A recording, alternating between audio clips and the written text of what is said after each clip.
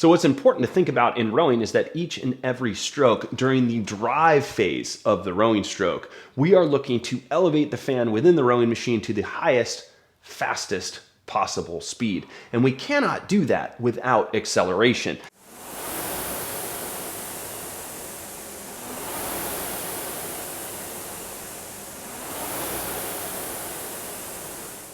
In order to jump off of the machine instead of just stand up off of the machine, I need to accelerate. That's how I overcome gravity. That's how my feet leave the ground, and that's how I jump. The same principles apply in the horizontal plane of the rowing stroke. The resistance of the machine is what replaces gravity.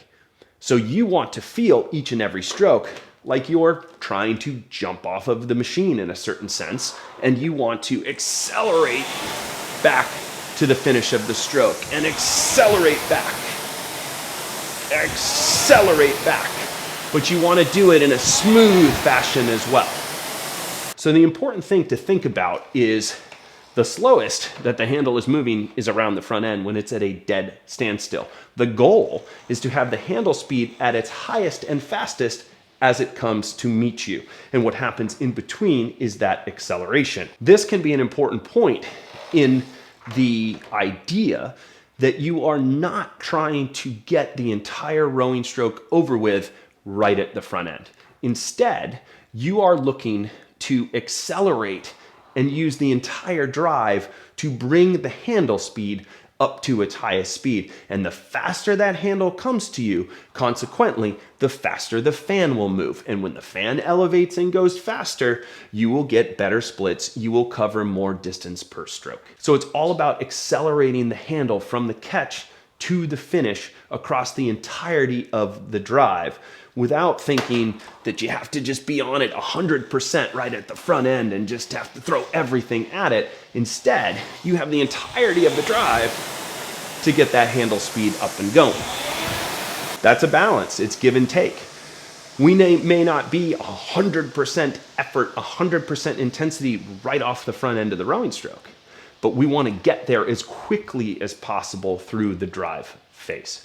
As we've talked about in other videos, the rowing machine is built to mimic on-water rowing. Instead of using water for resistance, it's using the fan, it's using wind resistance, but the principles are the same. And in rowing, you're in water. And by definition, that is a fluid environment. And we want to work within the environment that we're given. Again, the rowing machine is built to mimic that environment, so we want to make sure that our movements are fluid. Now, being fluid doesn't mean we can't be strong. It doesn't mean we can't accelerate. It doesn't mean that we can't put power into the machine.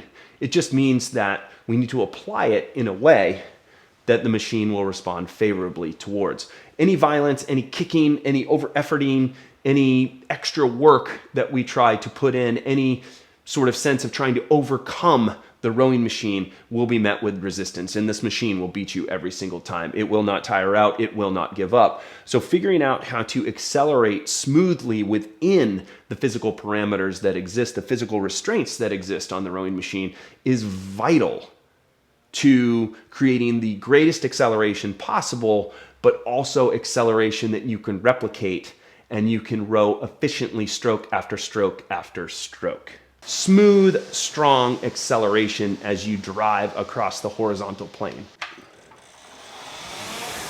So as you can see at the lower stroke ratings, that acceleration is very pronounced.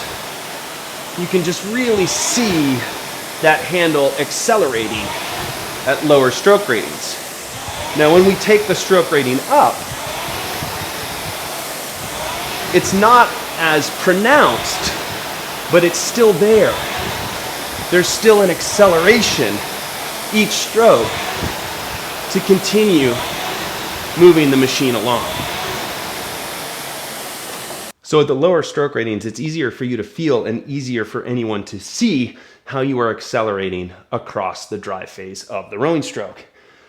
As the stroke rating goes up, it's not as vivid, it's not as pronounced, but still very, very necessary to accelerate each and every stroke to get the most out of the machine, to carry the most efficiency, to get the most distance per stroke, to achieve the lowest splits possible. Work on your acceleration at the lower stroke ratings and then work to carry it with you at the higher stroke ratings and higher intensity.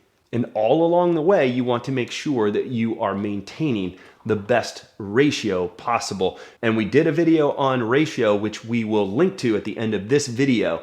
So couple acceleration with good ratio and you'll be rowing really, really well. If you found this video useful, please like, subscribe, view our ever expanding library of content, and know there'll be even more videos coming to you soon.